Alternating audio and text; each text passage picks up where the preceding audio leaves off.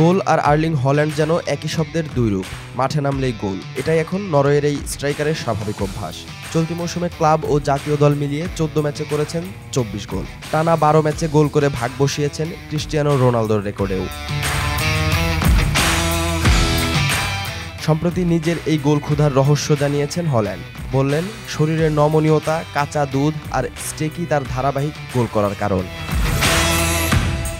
25 বছর বয়সী Manchester city forward সম্প্রতি খুলেছেন নিজের অফিসিয়াল ইউটিউব চ্যানেল। সেখানে প্রথম ভিডিওতেই জানালেন তার সাফল্যের পেছনের প্রস্তুতি ও জীবনযাপনের রুটিন। 27 মিনিটের সেই ভিডিওতে দেখা যায় একদিনে হল্যান্ডের সকালের নাস্তা থেকে শুরু করে রেড লাইট ফিজিওথেরাপি, ক্লাবের অনুশীলন এবং রাতের খাবার তৈরির পুরো প্রক্রিয়া। ভিডিওতে হল্যান্ড বলেন, প্রকৃতিগতভাবেই আমার শরীর বেশ নমনীয়, যেটা ধরে রাখা আমার জন্য খুব গুরুত্বপূর্ণ, নয়তো গোলগুলো করব কিভাবে। হল্যান্ড কথা বলতে বলতে নিজের পা তুলে কিছু অ্যাক্রোব্যাটিক গোলের ভঙ্গি দেখান।